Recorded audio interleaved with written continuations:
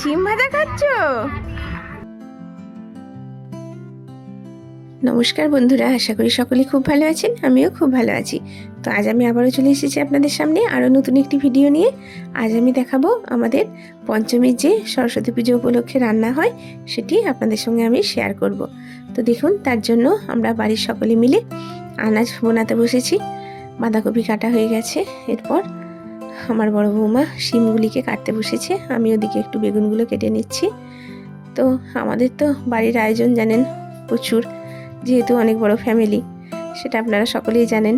সেই জন্য দেখুন এখানে আনাজগুলি সব বোনানো আছে। এরপর মাছগুলি কেটে নুন হলুদ মাখানো হয়েছে, সেগুলি আমার যা ভাজতে বসেছে। আমাদের অনেকটা মাছ ভাজতে হতো, সেই জন্য দুপুর বসে যায় তৈরি করতে, না হলে অনেক রাত হয়ে যায়।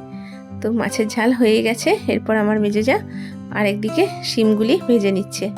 এরপর দেখুন বাঁধাকপিটি বসানো হয়ে গেছে, আর এদিকে গোটা সিদ্ধর সব কিছু জোগাড় করা হয়ে গেছে। বাঁধাকপি নামিয়ে এবারে গোটা সিদ্ধ বসানো হয়েছে। এটি হচ্ছে আবার আমার মেজোজা। সে দেখুন কলাইটি দেওয়ার পরে এরপর এই 2 বালতি আনাজ কিন্তু ওই হাঁড়ির মধ্যে ঢুকবে। এই সব কিছু দিয়ে একটি গোটা সিদ্ধ তৈরি হবে, এটাই এই রান্নার মেন জিনিস। এরপর আলু ভাজতে বসেছে, আলু বেগুন ওগুলি ভেজে নিচ্ছে। এরপর পরের দিন ষষ্ঠী পাতা হয়েছে দেখুন আমাদের ঠাকুর ঘরে। এরপর পুজো হয়ে গেছে। আমাদের কিন্তু বাড়ির লোকই পুজো করে এই পুজো।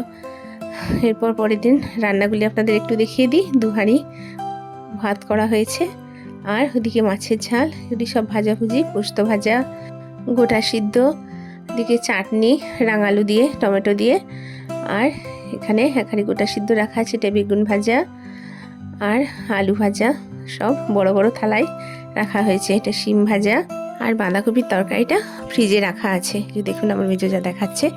খাওয়া দাওয়ার পালা শুরু হয়েছে। আমার মেজো ভাসুরের ছেলে খেতে বসেছে, তারপর আমরা দুজনে খেতে বসলাম। যেহেতু আমরা নিরামিষ খাই সেজন্য আগে খেয়ে নিচ্ছি। এরপর আমাদের সব বিয়াইরা, আমার মেজো ভাসুর, আমার মা সব খেতে বসেছে। তো বন্ধুরা, আমি আমার ভিডিওটি এখানেই শেষ করছি। সকলে ভালো থাকবেন, সুস্থ থাকবেন, সাবধানে থাকবেন। আর যদি ভিডিওটি ভালো লেগে থাকে একটু লাইক করে দেবেন। দেখা হচ্ছে অন্য কোনো ভিডিওয়। নমস্কার।